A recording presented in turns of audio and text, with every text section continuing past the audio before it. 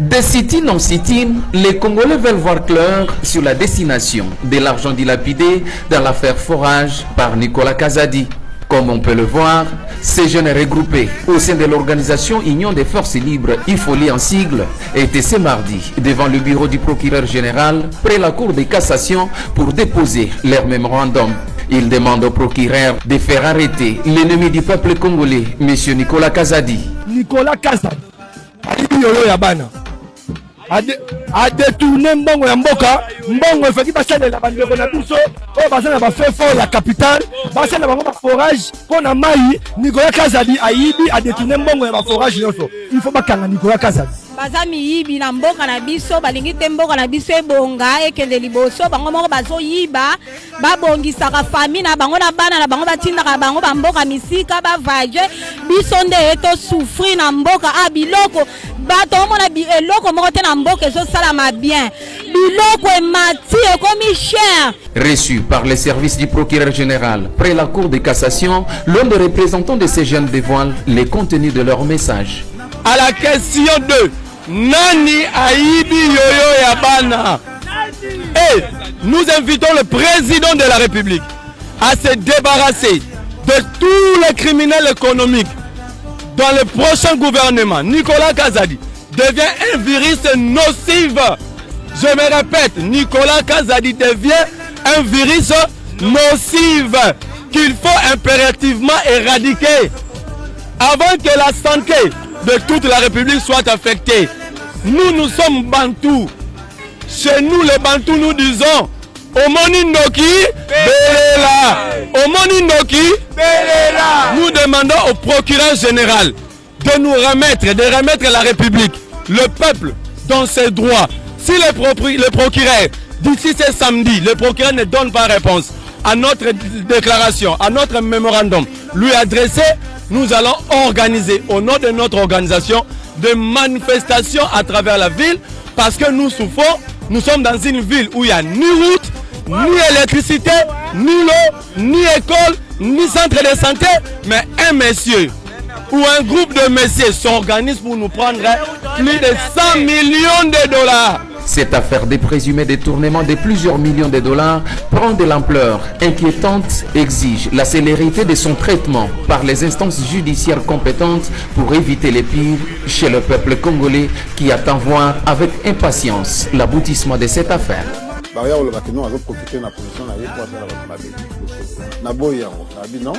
Par respect pour nos auditeurs, pour la population, la population la biso, par respect pour la bango, par amour pour la bango, on a tellement expliqué bango, tout ça la question, réponse, tout ça et puis ici, on a condima, on a mato à koyoka, ayoki, on a motema condima, andimi. Et là, on est reproché les locs au final, ça a été il fallait que la salle est-ce que non, et là, comment on a ça là qui m'a non, et là, on a ça là qui m'a bé, c'est évident, c'est la communication, c'est ça qui m'a bé. Parce que tout ça, il m'a cambré belé, où il y a un motu, il y a moko.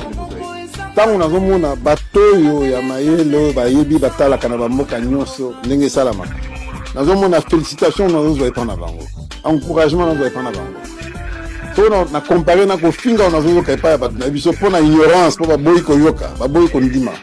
Ça la mao. La vie nous a fait na bangote. Mon peuple périt par manque de connaissances. Il a donc erreur na sali. Fallait na communiquer mingi. Na communiquer na nemo que batu nyonso ba comprendre, na makambo nyonso to ça. Na chaki effort kuna mingi te. On a la qualité que nous allons comprendre comment la monde qui donne des moyens.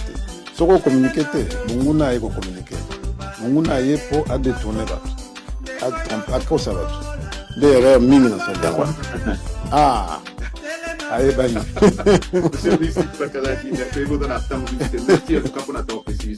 Merci. Je n'ai jamais été devant vous pour demander quelque chose. Donc, ministre Aya Alobi Makambonaye, Alobi Oye Bango Basali, Nandimi ministre, mais je suis allé vérifier sur terrain. Et après vérification, je me suis rendu compte que Makambo ministre Alobi Bleuté, ce n'est pas de la même chose. J'étais dans l'obligation de venir et j'ai fait des recherches, j'ai eu des informations. Je dois fermer ma bouche parce que tu es qui? Je dois avoir peur de toi pour dénoncer. Qui es-tu, monsieur? Le mal reste le mal, peu importe la personne qui le fait. C'est pas parce que tu es ministre, nous on aura peur de vous. C'est pas parce que tu es directeur quelque part, ou c'est parce que tu es député. Le mal reste le mal, peu importe la forme. Population Zangi Mai, population Zangi Mwinda. Besoin initiative Yaropé Sabango. Mais Bobeti Munduki, nous n'avons pas le résultat. J'ai donné ces 3 choses, messieurs et dames.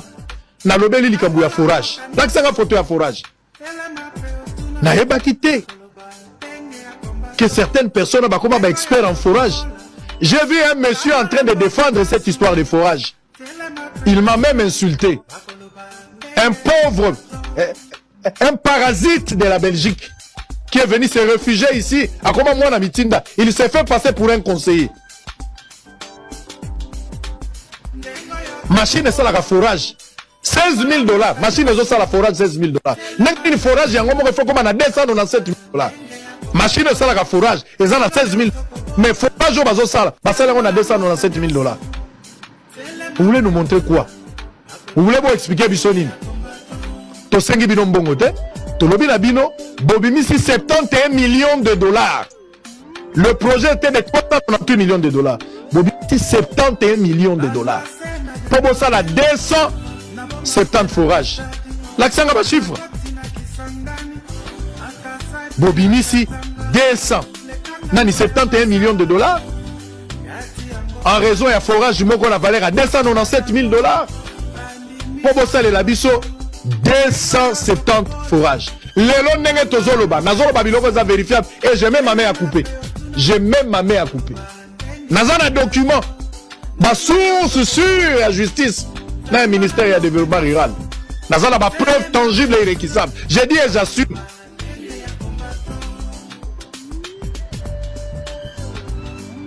Bateau baswa kimbongo ya 71 millions de $. Pour ça la 270 forages. Basali kara 29 forages à Pamba. Wapi 239 forages. Et ça wapi.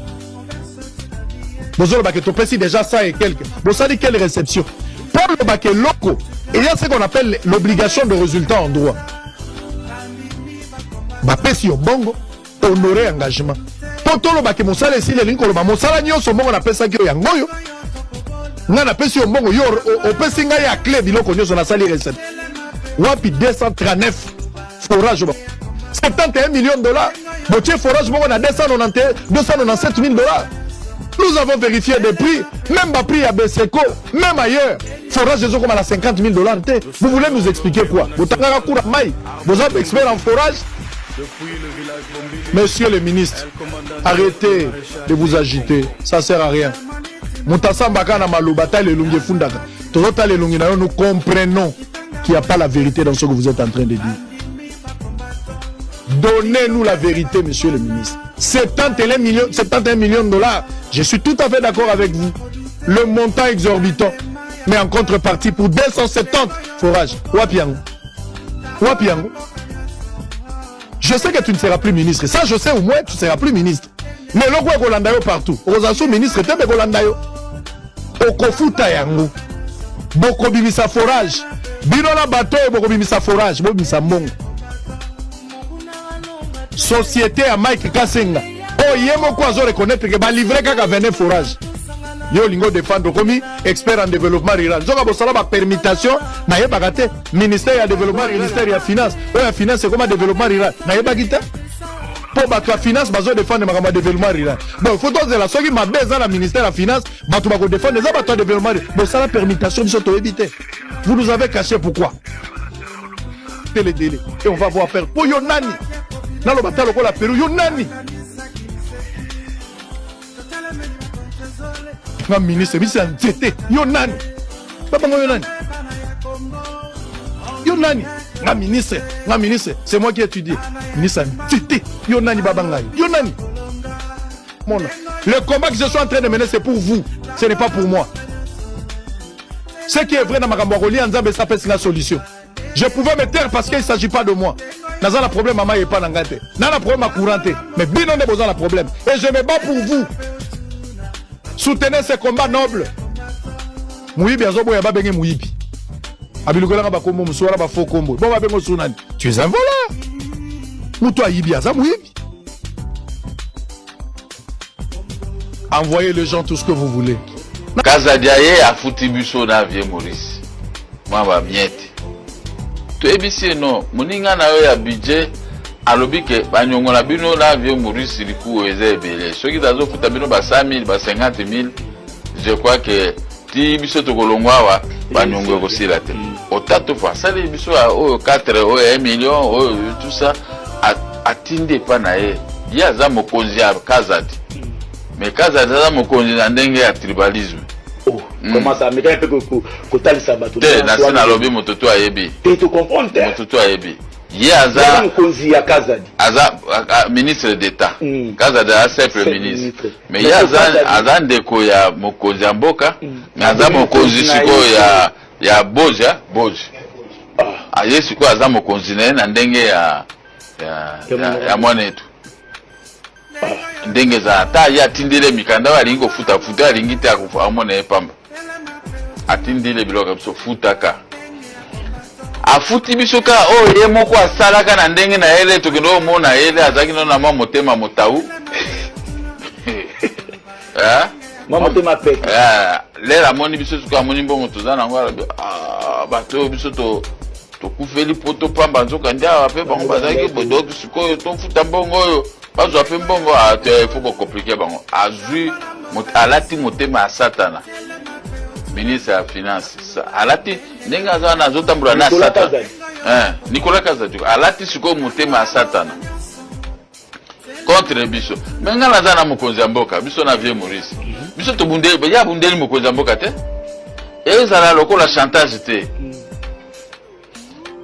il faut yebaka bato oyo bazana bino komona taka omoninga bido lokola na moni ebo yesu ko ifo sala boso asali bwete tout ça balobi to pesa $700,000 so bani bafuta biso biso dobi $700,000 biso bato ya union sacrée biso bato ya mokonzi ya mboka to futa so bolingi bafuta mbongo na bino wana bo pesa $700,000 na kete ya l'état to banani bobulu ese bandiwa bongo ya leta azofuta biso bango abere so bino so 700,000 wana bopesa pa nani topesa pa na ye na bandeko na bato na ye topesa pa bato batinditi epa Nicolas Kazadi bato asi bongo epa wana moto ayebisa biso aza mwana na ye oyo ye moko aboti na mochopo na ye mwana na ye na mwana moko aza wana mwa apeti moko aza na soki elisha soki nini soki auta pe ape toyebi te kamwa apeti mokemo ya po avimbi aleki ata immeuble oyo Mobutu atongo esa basa na monene donc oyo elobi nzambe oyo elobi nzambe te elobi Nicolas Kazadi bopesa ye na titre ya nini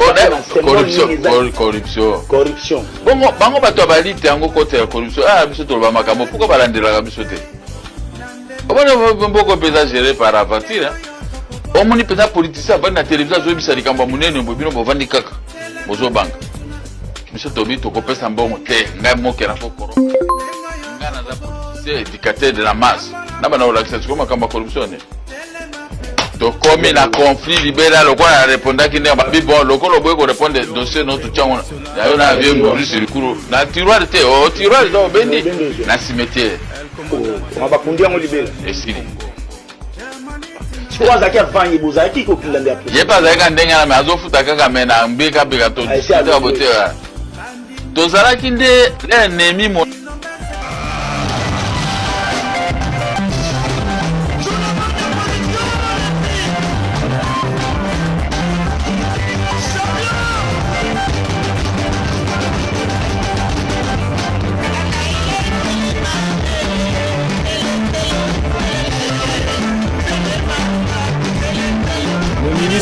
de Finances Nicolas Kazadi ne veut pas confondre le tout-puissant Mazembe qui est un patrimoine de la République démocratique du Congo et un parti politique. J'ai aimé cette phrase de ses supporters de tout-puissant Mazembe. Mazembe est patrimoine commun. Mazembe est Moïse te, est Mboka papa. Makamwamo yango yo. Est-ce que Félix Mtaïb Sakio au foot à Mazembe? Non, pas du tout. Président Mobutu Zalaka gardien à Kala. À cause de l'ennemi à sport. Donc Nicolas Kazadi de lui-même a refusé à Kofuta Mazembe. Vous voyez qu'à tous les niveaux, Nicolas a gêné toute la République. À tous les niveaux. Nicolas Kazadi a gêné toutes les couches de la République. J'ai de la francophonie. Problème sur problème. Ma prestateur, ma foutamate. Ancien comité, ma foutamina noté Didier Thiou. Aboyi ko foutamon. Ma fonctionnaire à l'État, ma zo foutamate. Les services de renseignement, de sécurité, l'armée, la police, jamais à fouta bango na procédure d'urgence. Bango na bango rumelaka. Or, Batouana, aux ba militaires, ba FARDC, aux ba policiers, aux ba renseignement militaire et civil, aux ba service d'intelligence. Bango, il faut bazala ba foutama en priorité. Et en procédure d'urgence. C'est bango tant que nous dormons, bango ba kengi la kaikolo, ba kengi la kabiso. Soki bango bazatende to lia nakawa nde nenia roko tati asilisi biso batouana bazana ko mériter un traitement de faveur de la part du ministre des Finances Nicolas Kazadi. Mais où tayaye a comme ça la ba ennemi même au niveau des services de renseignement de sécurité Nicolas Kazadi n'a pas bonne presse. Mais quand il s'agit de son cousin Mike Kassenga, Malamoko, 27 millions procédure d'urgence, 13 millions procédure d'urgence, 71 millions procédure d'urgence. Bah fonctionnaire on a autant que ça va image, bah bazo tambola, bah boya kota na bureau. Oh bah ça, les sports roi le football.